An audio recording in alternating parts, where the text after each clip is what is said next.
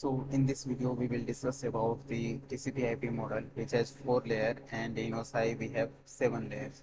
So इस video का purpose है कि हम क्विकली फॉर एग्जाम पर्पसेस हम इन चारों लेयर्स को डिस्कस करें एंड जो इम्पोर्टेंट पॉइंटर्स है हम उसको याद रख सकें एंड अपने लैंग्वेज के अंदर हम एग्जाम्स के अंदर लिख सकते हैं इन पॉइंटर्स को. So let's start from the layer 1, which is network access layer. So जो हमारा नेटवर्क एक्सेस लेयर है इसका क्या पर्पस है. इसका पर्पस है कि हाउ डेटा फिजिकली ट्रांसफर, मतलब हम डेटा को फिजिकली कैसे ट्रांसफर करते हैं using cables, wifi and fibre optics. So first हम इसको, जो हमारा डेटा होता है, हम इसको कन्वर्ट करते हैं इलेक्ट्रिकल सिग्नल के अंदर या फिर लाइट पल्सेस के अंदर या फिर रेडियो वेव्स के अंदर, एंड देन हम इसको cables, wifi and fibre optics का यूज करके हम इसको ट्रांसफ़र करते हैं physically through out the right routers, different different routers. And यदि हम इसको लार्ज स्केल पर देखें तो जो हमारे फाइबर ऑप्टिक्स हैं जो कि टायर 1 के अंदर ओशियंस के through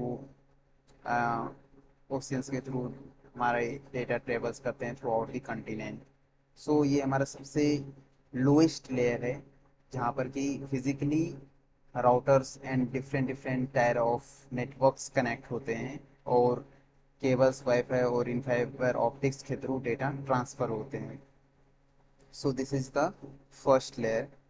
Coming to the second layer, which is internet layer, and in first layer the technology is used Ethernet, Wi-Fi, token ring, ARP and cable, as we have discussed. Okay, so coming to layer 2.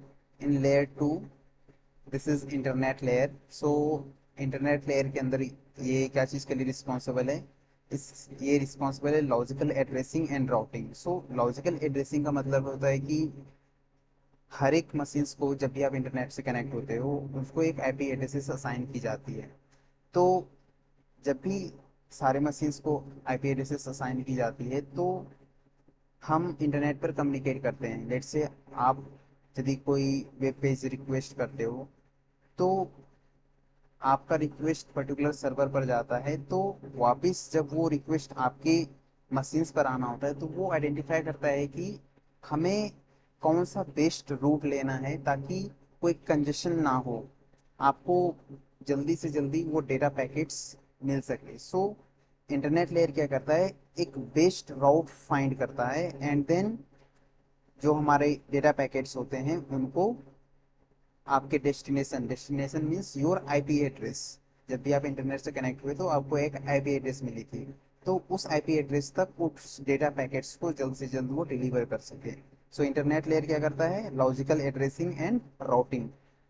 Routing का मतलब ये सबसे best path को find करता है, different different networks के through ये travel करता है एंड देन आपके डिवाइस तक ये डेटा पैकेट्स डिलीवर करता है. यहाँ पर जो डेटा यूनिट्स होती है उसको हम पैकेट्स बोलते हैं, एंड नेटवर्क एक्सेस लेयर के अंदर जो डेटा यूनिट्स होते हैं उसको हम फ्रेम या बिट्स बोलते हैं, राइट. और यहाँ पर जो प्रोटोकॉल्स हैं वो mainly IP, ICMP, ARP and RARP, ये प्रोटोकॉल्स यहाँ पर यूज होते हैं, right. Coming to the third layer which is transport layer. So transport layer के अंदर क्या होता है कि दो एप्लीकेशंस यहाँ पर एंड टू एंड कम्युनिकेट करती हैं. बेसिकली हम ऐसा बोल सकते हैं प्रोसेस टू प्रोसेस कम्युनिकेशन होता है. लेट्स से आपने यदि ईमेल सेंड करा है तो उसका पोर्ट एंड जहाँ पर आपने जिस डिवाइस के ऊपर ये ईमेल भेजा है उन दोनों का पोर्ट सेम होना चाहिए. यानी कि ये जिस प्रोसेस से आप, क्योंकि आपके डिवाइसेस के ऊपर मल्टीपल प्रोसेस आप रन कर रहे हो, तो जिस प्रोसेस से आप कम्युनिकेट कर रहे हो सेम पोर्ट ये अपने हेडर्स के अंदर लेकर जाता है एंड उन्हीं प्रोसेस पर जो पोर्ट्स होता है उनको फाइंड आउट करके उस पर डेटा को ट्रांसफ़र करता है. सो यहाँ पर हमारे मेन दो प्रोटोकॉल्स हैं, एक टीसीपी, एक यूडीपी प्रोटोकॉल. टीसीपी रिलायबल होते हैं बिकॉज जब भी नेटवर्क कंजेशन होता है तो वहाँ पर डेटा पैकेट्स हमारे लॉस हो जाते हैं. बट टीसीपी के अंदर क्या होता है, ये डेटा को रीट्रांसमिट करता है इन केस यदि लेट्स से फ्लो कंट्रोल की प्रॉब्लम हो जाएगी या फिर कंजेशन होगा, तो वहाँ पर डेटा पैकेट्स लॉस होते हैं। For example in flow control के अंदर क्या होता है कि आप लेट्स से आपकी कैपेसिटी है रिसीव करने की 5 Mbps की, एंड जो सेंडर है वो 10 Mbps की स्पीड से भेज रहा है। तो उस केस में जो डेटा पैकेट्स हैं वो लॉस्ट हो सकते हैं। तो इसको स्लाइडिंग विंडो प्रोटोकॉल का यूज करके रिजॉल्व करा जाता है। सो लेट्स से यदि कोई डेटा पैकेट्स मिस हो जाता है तो टीसीपी के अंदर वो फिर से रिट्रांसमिट करा जाता है। That's why it is reliable. ये यूज कहाँ होते हैं? यूज होते हैं ईमेल्स। जब भी हम ईमेल सेंड करते हैं तो ईमेल्स हमें प्रॉपर मिलती है। जब भी हम कोई वेब सर्च करते हैं तो वहाँ पर भी हमें प्रॉपर रिसर्च रिजल्ट मिलते हैं, राइट। और टीसीपी के अंदर जो डेटा यूनिट्स होते हैं उसको हम सेगमेंट बोलते हैं, राइट। एंड यहाँ पर जो यूडीपी है, that is user datagram protocol, ये रिलायबल नहीं होते बिकॉज यहाँ पर डेटा रीट्रांसमिशन नहीं होता। लाइक जैसे कि वीडियो कॉलिंग हो गया या फिर गेमिंग हो गया, वहाँ पर जो भी डेटा मिस हो गया वो कम्प्लीटली मिस हो गया, वो फिर से रीट्रांसमिशन उसका नहीं होता है, right. But in some applications like WhatsApp, you have sometimes experience की कभी कभी जो स्पीड होती है बोलने की अचानक से रुक जाता है, एंड अचानक से वो वीडियो फास्ट फॉरवर्ड होकर प्ले होता है, या फिर कभी आवाज़ जो होती है वो 2 टाइम्स स्पीड आती है। तो उसका एक अलग रूल्स है। जैसे वो जो हमारा व्हाट्सएप है वो जीटर बफर का यूज़ करते हैं, जहाँ पर कि वो जो भी पैकेट्स स्लो आए थे या लेट से आपकी नेटवर्क कनेक्टिविटी स्लो थी, तो उस टाइम वो डेटा पैकेट्स को स्टोर करके जिटर बफर के अंदर रखते हैं, एंड देन वो एक साथ ही उनको उस टाइम गैप को फिल करने के लिए थोड़ा फास्ट फॉरवर्ड करके प्ले करते हैं। तो ये व्हाट्सएप के अंदर होता है ऐसा। So this is UDP. Coming to the next layer, this is application layer. So in application layer, layer is the topmost layer which provide interface to application and users, right? So जो application layer है वो हमें एक interface provide करता है for application and users दोनों के लिए, क्योंकि हम डायरेक्ट जो हमारे इतने सारे लेयर्स हैं, जो ट्रांसपोर्ट लेयर है, इंटरनेट लेयर है, नेटवर्क एक्सेस लेयर है, इसको हम डायरेक्टली एक्सेस नहीं करते। ये एप्लीकेशन एज ए यूजर आप डायरेक्टली इसको एक्सेस नहीं करते, लेकिन using the applications we directly use it, right.